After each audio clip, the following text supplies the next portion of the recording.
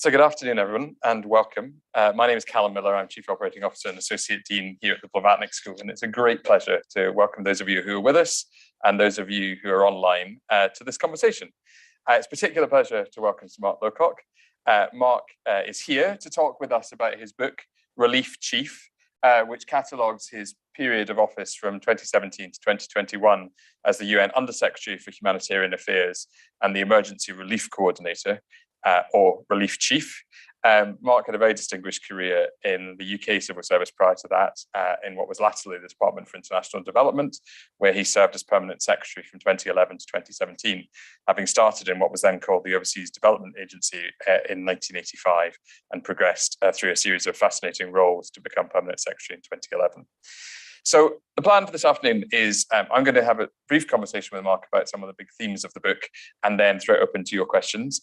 For those of you online and for those of you who are on devices in the room, there's a facility to post some questions, and I will certainly take those if they're on the screen, but we will also be coming to you in person for any questions that you have during the Q&A session. So Mark, it's a fascinating read with a lot of, I think, very honest and open reflection on the challenges of the role. For those who may not have had the opportunity to yet buy the book, and more of that later, or engage with it, can you just really briefly summarize for us the breadth and scope of the role that you were asked by Antonio Guterres to take on? Okay, well, lovely to see you all. Thanks for coming. Thank you, Calum, for having the conversation. The way the humanitarian system has evolved over the decades has meant that there are dozens and dozens of institutions, UN agencies and the Red Cross, and hundreds of international NGOs, all of whom want to play a role when there's a big humanitarian crisis. And they're all independent and all have their own governance, and none of them have to work with each other or collaborate with each other. And so in 1991, the General Assembly of the United Nations, observing what was quite a lot of chaotic activity in major humanitarian disasters, thought it'd be a good idea to create the post of Emergency Relief Coordinator and Under-Secretary General for Humanitarian Affairs. And before me, there were 12 lucky winners of that role. And so you know what number I therefore became, including some extremely distinguished people. Probably the most charismatic and best known is a Brazilian diplomat called Sergio Vieira de Mello, about whom Samantha Power, who now runs the US Agency for International Development, wrote a fantastic biography, which has then turned into a rather wonderful Netflix movie. Do see it if you haven't seen it yet. But also, you know, a series of other distinguished people. And basically, the challenge for people doing that role is you notionally have huge responsibilities to try to get the best help to, at any one time, about 100 or 200 million people around the world caught up in these emergencies. But actually, you have very few hard levers of power. And that's one of the things that makes the role complex. The other thing that made it complex during my 4 years was an absolute explosion in humanitarian need. I had a chance to speak to almost all of my predecessors, not Sergio Vieira de Mello, who was killed by a terrorist bomb in Iraq in 2003, I think, if I remember correctly. But almost all the rest. And all of them told me, in my era, it was harder than any other time. And I have a degree of sympathy for that. But objectively speaking, in my era, it actually was harder than any other time because there was this huge explosion in need, which was a combination of conflict and climate change, bringing more storms and droughts, and COVID. My last year was all about trying to contain the horrible impact on the poorest countries of the pandemic. So through the book, what I tried to do is tell the story of coordinating this inchoate, rather complicated system through some of the biggest crises, the Rohingya, horrible civil war in Yemen, the 10-year catastrophe of Syria, then the looming crisis, I think it is, of the Sahel, which countries of the Sahel I've been visiting for more than 30 years, famine and conflict and displacement in the Horn of Africa, and then all of those sudden onset disasters like cyclones and storms in the Caribbean or earthquakes in Indonesia or those kind of problems, a lot of which you get at best a few days notice and sometimes only 10 seconds notice. So the first part of the book deals with the day-to-day challenge of all of those particular sagas over the 4 years I was there. And then the second half, I tried to draw together the lessons and some themes and set out basically 100 ideas or so of how to make that whole system work better than it does at the moment. Great, thank you. So let's start where you finished, which is with the ideas. So you say in the introduction that you set yourself 3 areas of focus that you wanted to focus on, and self-critically conclude that maybe you didn't make as much progress against them, no doubt, because you had the toughest period in office of any of your predecessors. But perhaps we could then go through, and you might draw on the geographic examples and the cases that you cite in the first part of the book. So the first thing you said you wanted to do was to address ways to tackle the behavior of combatants and conflict, and address the fact that the rules of international warfare were being typically violated. Syria sort of strikes one immediately, perhaps Yemen, but all of these have their own dimensions of conflict that have led to the displacement of large communities and terrible acts of violence. How do you think about that now, looking back on your period in office, and what do you take from the challenging cases that you had to work on? Well, the prism through which we all look at all of that now is through what Putin's doing in Ukraine, obviously. And in fact, the Russian playbook in Ukraine comes straight out of what they did in Syria. So I spent a lot of time, particularly in 2019, going and complaining and describing to the Security Council. I spent 100 mornings or afternoons when I was the emergency relief coordinator in the Security Council, talking about one crisis or another, none more often than Syria. And of course, Syria saw the reuse for the first time for many, many years of chemical weapons, the reintroduction of sieges and starvation as weapons of war. But it also saw deliberate decisions by the Syrians and the Russians to target clinics and hospitals and schools and civilian refugees as a means of terrorizing and brutalizing the population and trying to force more people to flee. And, the conclusion we have to draw is that Putin has decided that the wars of law don't work for him anymore. The wars of law were originally put in place from the mid-19th century out of interests, stark, brutal interests. In other words, the people putting armies onto the battlefield of Europe in the mid-19th century decided that in order to keep getting young men to go to the front line, they needed to persuade them that if they got injured or the women traveling with them were hurt, there would be some rescue and they'd get some help. And obviously, if one side wanted that, they had to concede it to the other side. So humanitarian law has in its origins interests. Then after the horrors of the Second World War, it was all buttressed up and reinforced through the Geneva Conventions. And I think humanity and morality and those kind of arguments came to play a bigger role in how humanitarian law has expanded over the eras. And there was definitely a period when conduct was conducted with less brutality and fewer atrocities.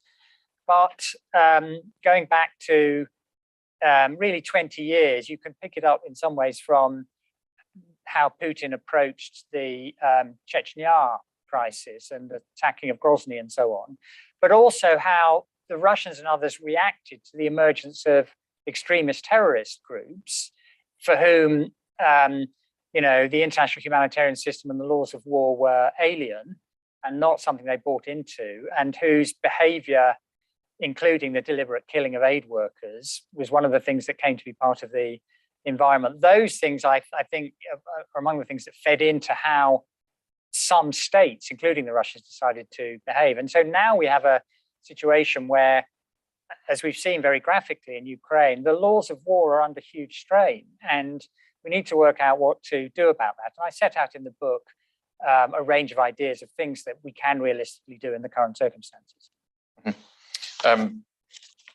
One of the things that the opponents of Russia have used that have not been willing to deploy into Ukraine has been the use of sanctions. And you've an interesting chapter in the book, or section of the book, where you talk about sanctions policy and the challenges that represents, partly as a tool of conflict management or diplomacy, but partly and specifically the impact that sanctions can have on the delivery of humanitarian aid. So I don't know whether you want to talk about that in the context of Ukraine or just more generally, but it'd be interesting to hear a little bit more about sanctions as a response to those who are failing to pay regard to the usual rules of conflict and war. Well, the whole point about sanctions, obviously, is they're intended to hurt somebody. That's the whole point of them. And the controversy arises over whether the right people are suffering. And it's a controversy on which there's a lot more heat than light, frankly. The Syrians wanted to portray sanctions as the cause of all their problems, the cause of the collapse of the economy and so on, rather parking to one side the fact that they killed hundreds of thousands of their own citizens, that the war had destroyed the economy, that there were other things going on in the global economy which hurt them. So, it's really hard to get any objective assessment of whether sanctions are having the effect on the right people. But there's plenty of reason to worry about the risk that people paying the biggest price are people who you say you don't want to you want to protect and help. And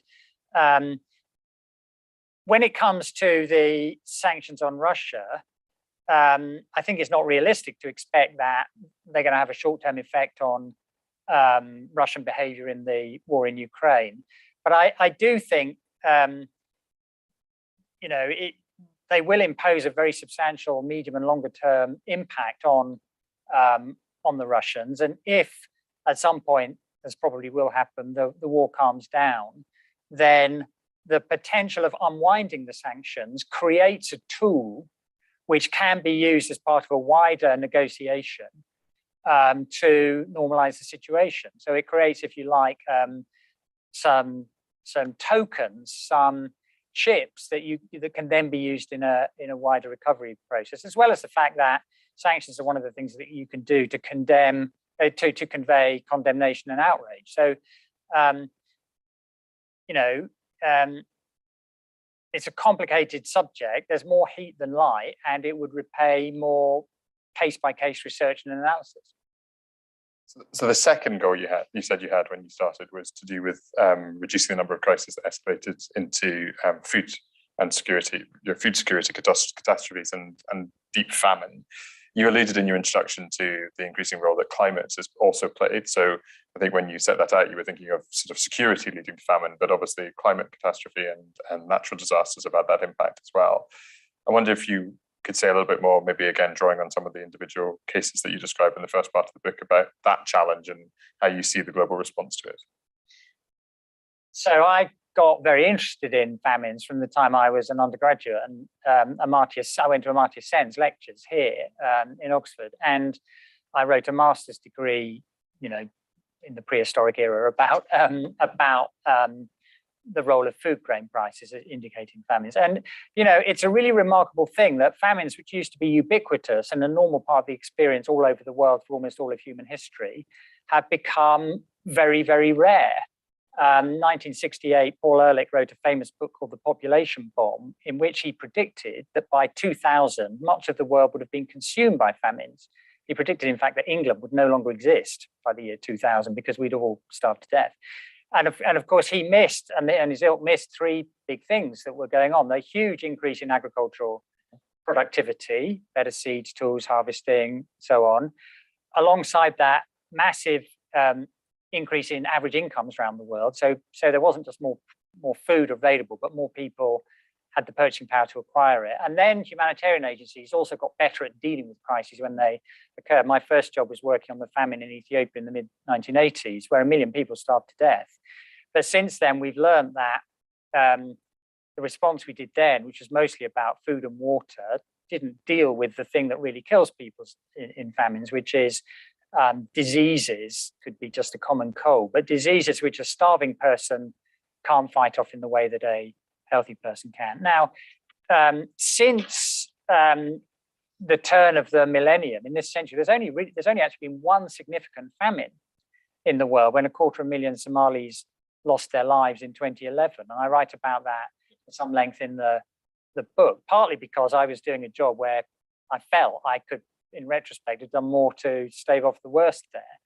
But generally speaking, famines, when they've been threatened, have been avoided.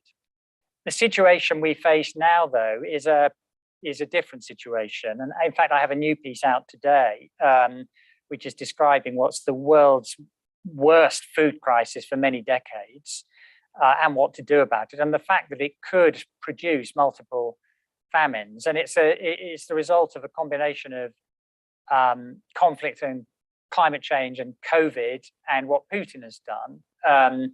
And the world is not on track to have the same successful response to the multiple famines that are threatened now as it was in 2017, which is the last time we had a big problem. So, the current problems are don't have to deteriorate into multiple famines with loss of millions of lives, but they could.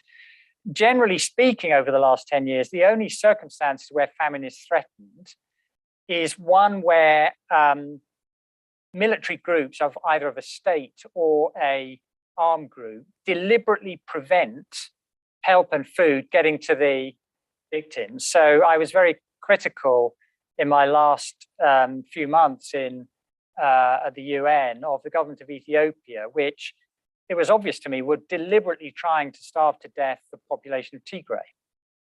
And it was very difficult to call enough attention to that. The Security Council could barely be persuaded to meet to discuss it.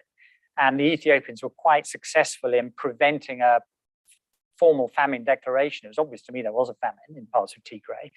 But because the formal famine declaration system gives a voice of the state in which the activity is taking place, they have some power to delay the message. So, the best that can be said about my tenure at the UN is we just about avoided famine re-emerging, but the pressures have been building and continue to build. And now we're in the worst situation we've been in for many decades. Can I just encourage anyone online who's stimulated by these great answers from Mark, who wants to ask a question, to feed them into the chat, so we've got them ready to go when we get to the end of this bit of the conversation. The third thing that you spoke about as an aspiration related to the growing number of long-term refugees and displaced people, and whether through conflict or through climate change and other triggers, that feels like a problem that hasn't gone away and that may well be something that challenges us even further in the years to come.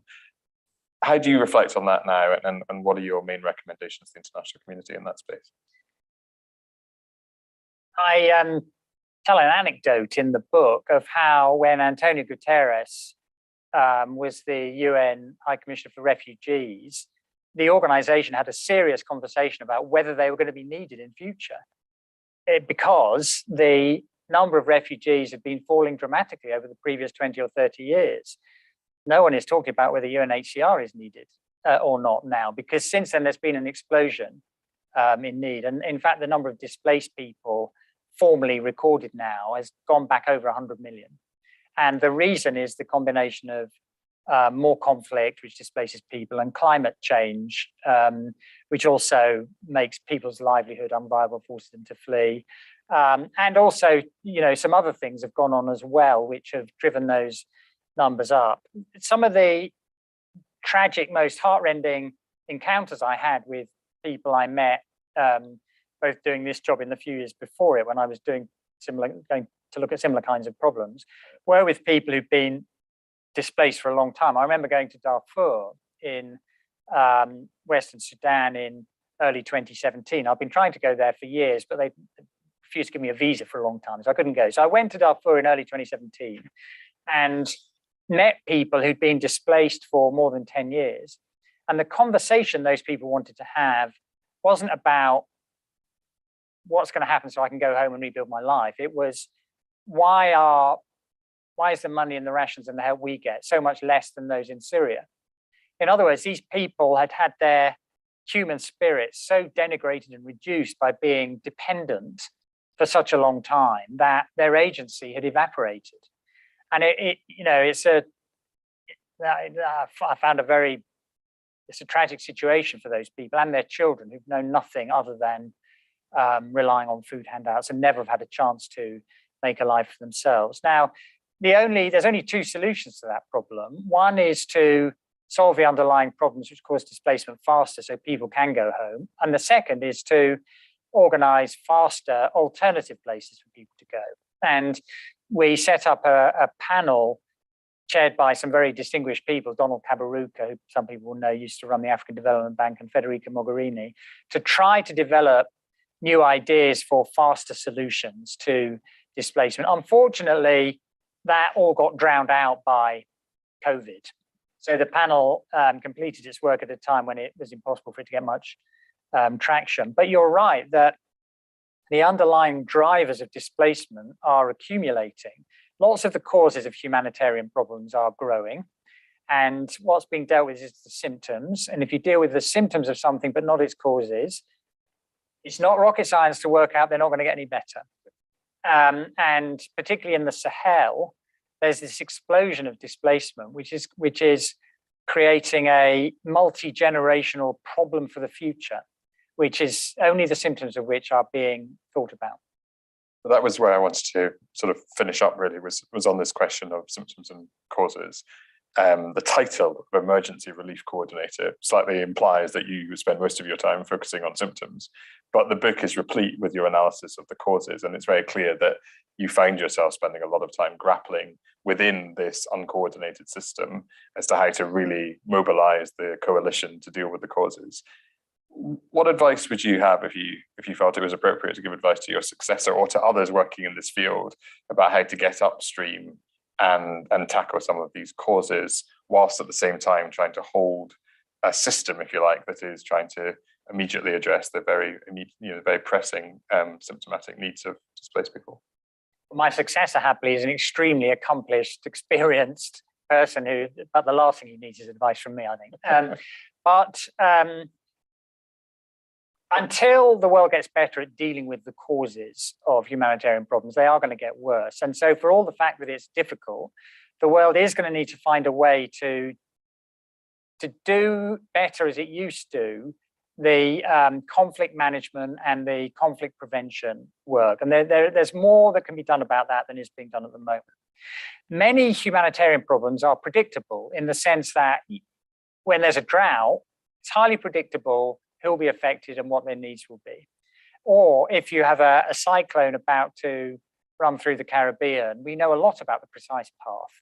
And so, it's not necessary to watch huge numbers of people lose their lives in those events anymore because they're predictable. And if you act earlier in anticipation, you get a much faster, cheaper response with much less suffering. So I've got lots of ideas in the book on how the humanitarian financing system should be moved from being one which is reactive, in other words, it dives into action when the pictures of starving children appear on the TV screen, to one which is anticipatory. And if by using the combination of data and pre-agreed finance, insurance mechanisms or contingency financing mechanisms, and pre-agreed plans for solving problems, you can do a lot better in that space. So that's one big area. A second big area is to do with focusing humanitarian response more on the most vulnerable communities. So there's a long, I wrote a lot and thought a lot about the most vulnerable communities, mostly women and girls. And it's always been the case that women and girls are most vulnerable in crises, but that hasn't been the starting point for the response. Women and girls have vulnerabilities men and boys have to a lesser degree, especially of sexual exploitation and violence.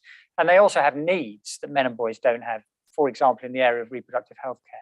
But those things haven't been prioritized, and there'll be much less suffering if they're prioritized more. There's then, I have quite a lot to say about how the whole of the international development system really needs to be modernized to deal with the fact that there's a group of countries, 40 or 50 countries at the bottom, who haven't had the enormous progress in development that most of the world has had over the last 50 years. And unfortunately, the biggest institutions of the international development system are focused to a very heavy degree on the countries that have already developed a lot. And there needs to be a massive refocusing on the remaining poor countries. And that applies in particular to the IFIs. They need different products, they need different processes, they need different people. And also there's a huge research agenda which needs to be pursued, because our toolbox for operating effectively, promoting development and containing risk in these very fragile countries is completely inadequate. We need to develop a much better toolbox. So those are a few things that are in the category not of the impossible dream, not of the idea that Kofi Annan had at the beginning of his second term to deal with the problem I described in my first answer of hundreds and hundreds of agencies all doing their own thing in a massive chaos. Kofi's solution was, why don't we create a single big organization that could largely take responsibility? And of course, the reason that didn't happen was because there were too many vested interests blocking it. So my ideas, I took a self-denying ordinance. So I refused to write in the book any ideas that were in the category "it's never going to happen." But I think there's a huge number of things that could happen and should happen. The environment is not as conducive now as it was 15 years ago, but there's still a lot that can be done. Thank you, Mark. Well, folks, that's a wonderful overview from Mark of a number of the themes of the book and sort of finishing up there on a deeply pragmatic approach to solutions. I'd love to come to you for your questions. Anyone online, please either sort of let us know or post your questions online. But those in the room, who has any questions or themes that they would like to probe further? Don't be shy. Please just do introduce yourself briefly when you ask a question. My name is Diego Dewar. I'm a DPhil student here at BSG, working on UN coordination of in the development area. So my question is regarding precisely sort of the transition in humanitarian to development issues, and in particular the institutional machinery within the UN. And you were there when Secretary General Guterres presented his reform and of the UN development system. And in terms of humanitarian, one of the two things that he emphasized was the creation of the Joint Steering Committee for Development and Humanitarian Issues. And then, of course, this new resident coordinator system with a resident coordinator who is empowered and in many cases is double-hatted with the humanitarian coordinator hat, etc. So what I wanted to ask you is, to what extent these institutional changes were helpful into what you were doing, and what would you have done differently in terms of the kind of changes, institutional changes at the UN that were introduced at that point? Great. So there's a 20-page answer to your question. I think it's chapter 7 of my book called Coordination. And I deal with all the elements of that. But I mean, just to say a few things to you. Firstly, it's important to recognize that the UN is a modest-sized player in development, in supporting countries' own development efforts.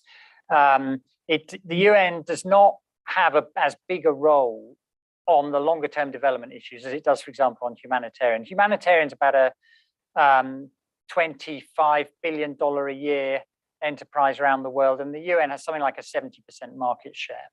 So how the UN coordinates itself and works with others is a really big deal on the humanitarian. On the development, much less so. Obviously, most development resources are national resources, and from the international side, there's a lot that's bilateral, and there's a lot that is in the IFIs. So a first obvious point to make is thinking about your actual leverage and power and role in thinking about your organizational arrangements is a really fundamental starting point, and being appropriately realistic about that. The second thing is to do with timing and context. You mentioned the Joint Steering Committee, and I was the co-chair of the Joint Steering Committee, as you probably know. And at the beginning of my tenure, my co-chair and I, Achim Steiner, who runs the UN Development Programme, we were actually quite optimistic about finding ways in which to bring the development and humanitarian communities together better than they've traditionally been done. There's a bit of a culture war in a way, or tribal differences between the humanitarians and the development people, which I parody a little bit, possibly a little bit unkindly in my book. The humanitarians come across as having a kind of evangelical, holier than thou, hero, we're going to save lives, now mindset. The development people are more reflective, longer term in their thinking, have quite long lead times before getting things done. And these two cultures and sets of emotions are really quite different. And despite the fact that in an underlying sense, they have a lot of common interests and ought to share a lot of goals, they've not, over the long history, worked together very well. And Achim and I, for example, traveled together to 4 or 5 countries, developed suggestions and ideas, and tried to change the incentives to get the humanitarian and the development systems working together well. But unfortunately, as time passed, and particularly by the time of the pandemic, the humanitarian system was just totally overwhelmed. So, when I started the job, we were trying to raise $20 billion for urgent humanitarian work in the first year. By my last year, we're trying to raise 40 billion, because there's been this massive explosion in need. And it was as much as we could do to just do the very basic firefighting and avoid the big food crises turning into famines, losing millions of lives. And so it turned out not to be the ideal moment to join those things up in a better way. My last point, in answer to your question, would be there was a very strong focus on process in those reforms. And I'm a big believer in process. I think process is important in institutions, but you also need sufficient focus on outcomes and results. And we got ourselves a little bit tied up on internal conversations, which didn't always generate huge amounts of more than notional buy-in, rather than trying to focus on at least a few real world things where we could make a significant difference, which might have created a positive momentum for building further. So that would be something else I would encourage people to think about in the future, getting the right balance between some results and building some systems and some processes for the future. Thanks, Mark. Please. Thank you very much. My name is Angela Raven Roberts. I'm an ex-UNICEF humanitarian worker. I'm wondering if you would be prepared to, following on the last question, to dig down a little bit into the extraordinary situation in Ethiopia, which, as you know, has many, many years of experience both in dealing with the UN and the UN dealing with many successive difficult regimes. But actually, the amazing what seemed a very extraordinary situation of the expulsion of UN, including the head of UNICEF, but also within the UN, the woeful ignorance, it seemed, of certain members of the UN country team who ended up, as it were, sabotaging the UN coordination system by appearing not to understand the role and the function of the humanitarian coordinator and, directives coming from New York in order to protect the development team, and somehow ended up, it seemed at least from outside, to completely sabotage their own mother agency and how they were trying to deal with the very complicated situation of Ethiopia, and ended up really looking terrible. Anyway, I'm just wondering if you were able to reflect a bit more and sort of untangle for us what really was happening. Let me say something about two aspects of that. Firstly, the UN bit, and secondly, Ethiopia. And the UN bit, the important starting point is the UN is not a single organization governed by a Secretary General whose remit and ambit runs throughout everything. The UN is better understood as a system of many, many organizations, each of which have their own independent, separate governance, membership, management, priorities, leadership, and so on. So, with such a big system, which doesn't have accountability ultimately to a single person or a single body, there is scope for wide variety of perspectives and so on. Now, the UN in Ethiopia includes the Economic Commission for Africa, which is largely driven and run by the nations of Africa. It fulfills a completely different function to, say, UNICEF or still less specialized agency. So it was a very complicated situation for quite a lot of bits of the UN to get to grips with from basically late 2020, when the problems emerged in a very violent form. Now, as I said earlier, my first job was working in response to famine in Ethiopia in the mid-1980s, and I spent the following more than 30 years admiring the really amazing development success story that Ethiopia had become. And there's other people here who know a lot about that too. Stefan Durkon, who also has a very lovely book out now, spent a lot of his time on Ethiopia and tells part of that story as well. Ethiopia turned itself from a country which was, among the poorest in the world, where people had a realistic chance of starving to death before reaching adulthood, to one where there's a national road system, a national power system, every kid goes to school, dramatic reduction in child mortality, and almost no other countries in Africa over the 30 years after 1990 achieved what Ethiopia has achieved. But unfortunately, there was a fundamental flaw. And the flaw was not the one we all used to talk about, which was, shouldn't they be a bit more open to markets and allow more foreign private investment, and then they'd get an even faster growth rate? The fundamental flaw was to do with the political model. It's said that Nelson Mandela at one point advised Meles Zenawi, who was the Prime Minister of Ethiopia, you need to focus more on giving every Ethiopian the sense that they are Ethiopian first and foremost, and not first and foremost from their tribal background. That actually, what Mandela was saying essentially was, you should try to do what Nyerere did in Tanzania, try to create a sense of a nation.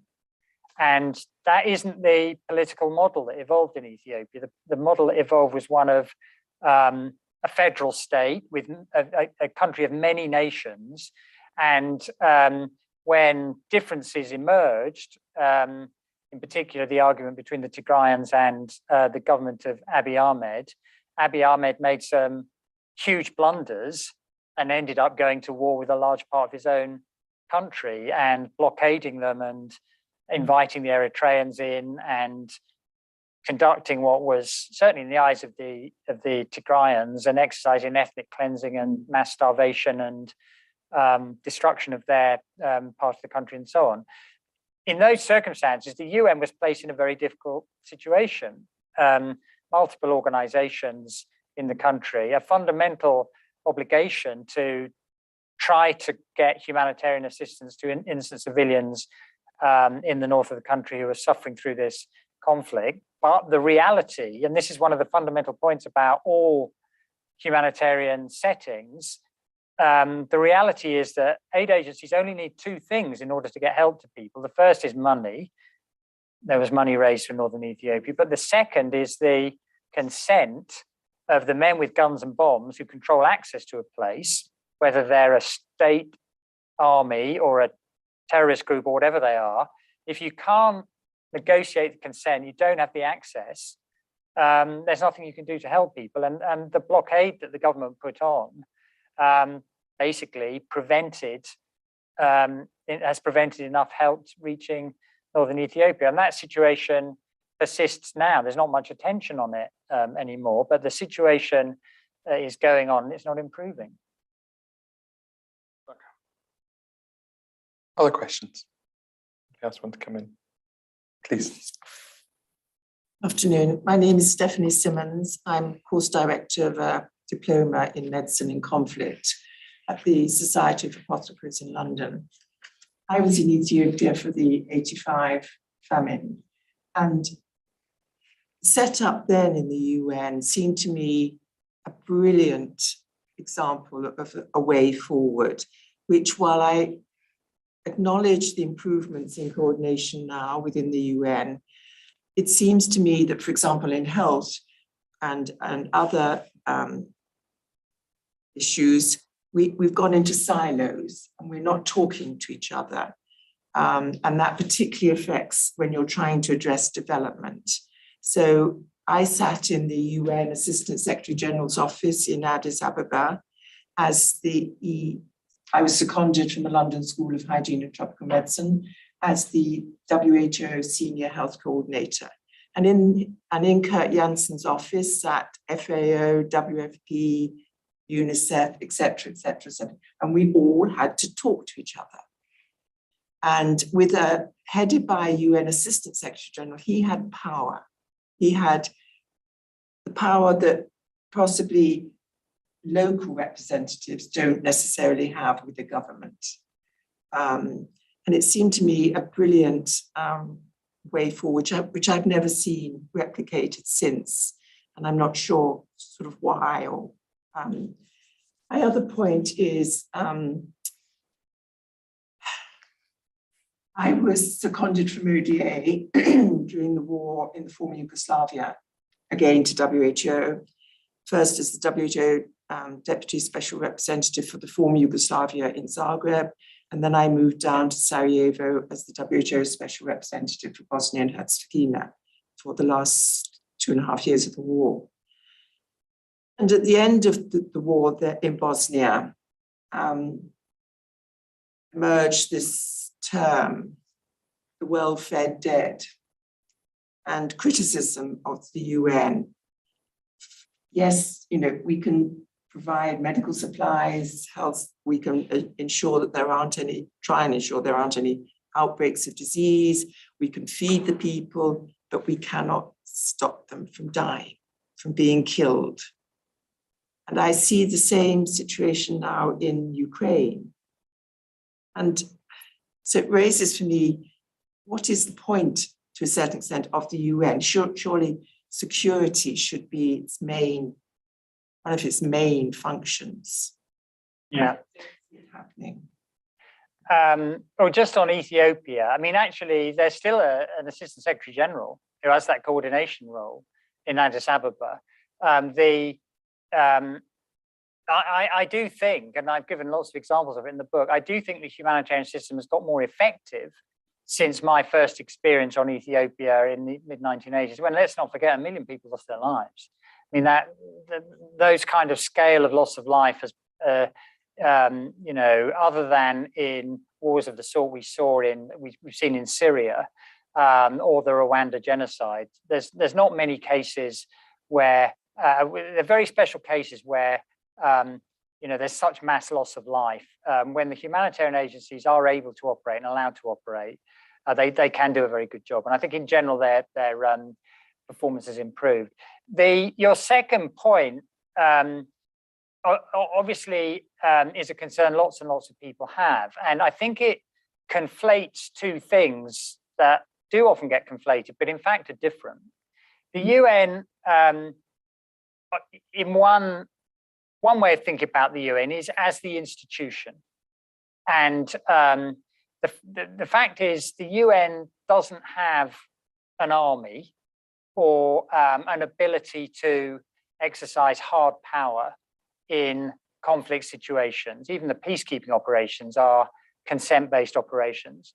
So if people want to resort to violence and conflict, the only tools available to the institution of the UN are cajoling and pleading and imploring and encouraging and shaming and drawing attention and trying to bring political pressure to bear. The other manifestation, though, of the UN is as the stage where all the countries in the world meet and interact, especially on the things they disagree about. And a lot of people's frustration, I think, with the UN at the moment is really a frustration with the behavior of individual member states.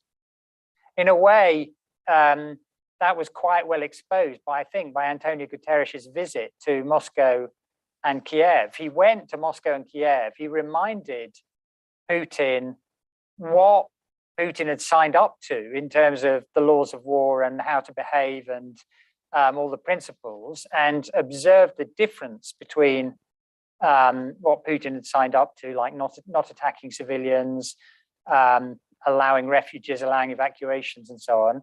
Antonio Guterres observed the difference between what Putin had signed up to and what he was actually doing, and then tried to build pressure to allow, the thing he was focused on was the evacuation from the Mariupol steel plant. And he was able to get Putin to agree that at least a few hundred people, civilians, mostly women and children, should be evacuated. But that I think was a good thing to do, it was the right thing to do. But the fact that that was the limit of what the Secretary General was able to do does tell you that the UN is constrained by the powers the members that started it decided to give it. And it's nation states who hold most of the powers in the modern world. So nation states will determine most of the big actions and responses. Mark, other questions?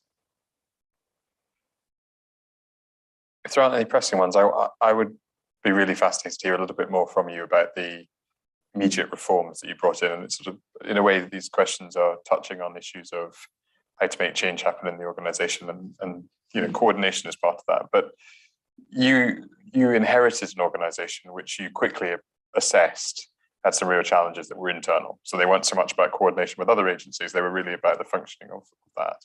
And it'd be very interesting for us here in the School of Government just to hear a little bit more about how you prosecuted that change.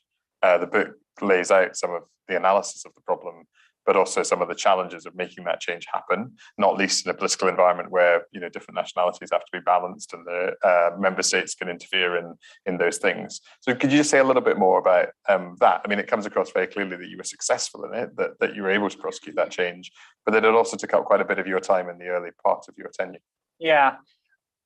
So, I mean, the office I was running, the Office of Coordination of Humanitarian Affairs, is one of those bits of the UN which is funded on the basis of voluntary contributions. So no member state has to contribute to the work of the 2,300 people and the $2 billion a year of money we were managing to respond to all the crises we were dealing with. And when I arrived, the organization was basically bankrupt because it had essentially fallen out of favor with the people who we relied on to pay the bills, and it had had a very poor reputation with all the people it was supposed to be supporting and helping the other agencies. It's a coordinating body, right? So the job was to coordinate lots of other actors, and if they hate you, they're not really going to be keen to be coordinated by you. So the organization had been through a series of review processes before I arrived, which had produced this blueprint, which I describe in the book, and which I didn't think was fantastic, but was at least something that would start to deal with some of the problems. So I just said to people, well, you've developed this plan. It involves a complete restructuring. It involves some other things as well. We're going to implement the plan. And that did involve a significant reorganization of the jobs of the top dozen or so people. Now, most of those people were on contracts. So I just said to most of them, well, look, I think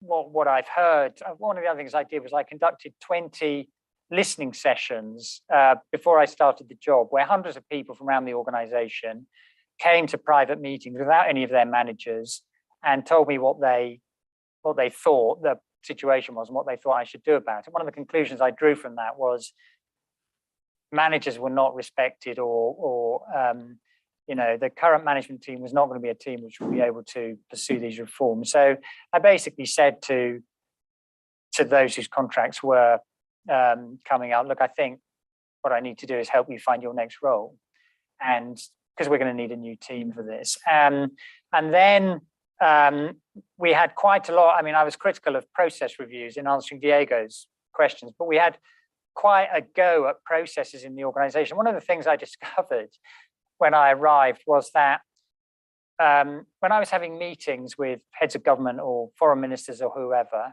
I would get this piece of paper called the talking points. And it turned out that 12 people in the office had been working on those talking points. The original draft was started by quite a junior professional person in their 30s who typically had done rather a brilliant job. And then 11 other people had a go and made it worse and worse and worse. So, and that's just one example of processes that were not fit for purpose. So we did lots of process review and reorganization. We did a lot of, we decided we were going to decentralize. So we delegated more to the field offices. We cut back the size of the headquarters functions quite dramatically and invested more in the field offices.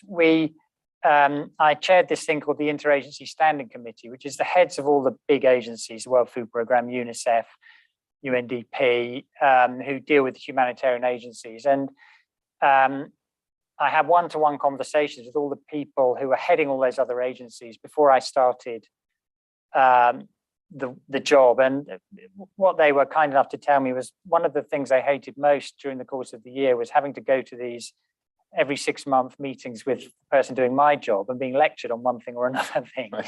So I had a meeting just with in my first 2 weeks, just with the heads of the agencies. We threw all of their staff out of the room, which of course they loved not being in the room for that. They didn't love it. And I said to them, look, I think my job is to help you and support you and enable you. We're not going to tell you what to do. We're going to ask you what you want and try and change the dynamic of the relationship. Because the fundamental issue in that job is you're a coordinator. You don't have power. You can't tell people what to do. You have to find things they want you to do and find out how you can help them. And then you can build up some influence and some you can move forward in making the whole system work together in a slightly more effective way. So, we did this bunch of things. We conducted an annual survey of all our partner organizations where we asked them to tell us frankly what we're doing well and what we're not doing so well. And we got the scores moving up in those surveys. We persuaded the donors we were serious about all these reforms. And so we got the funding improved. So I was able to leave for my successor a large surplus, which gave him a bit of kind of time to work with. And people stopped complaining to the Secretary General about my office. And, Antonio Guterres is a fantastic person to work for, actually, the best politician I've ever worked for. And he was pleased to see that Orchard was held in a slightly better regard. Now, when I left, Orchard was replete with problems. We were totally overwhelmed by all the crises we were dealing with, but we were at least doing a bit better in terms of serving the system. And so I drew on my experience of being a senior manager in the civil service here for, as you kindly pointed out, hundreds of years, Calum, at the beginning of our conversation. I drew on that experience, and all bureaucracies have certain things in common, and people say the UN is unwieldy and difficult, but I think actually you can get a lot done if you bring the right approach, which includes a degree of determination to it, and you're clear on what the vision is and what you're trying to do, and if you've got a credible vision, then people will tend to get behind it. Thanks so much.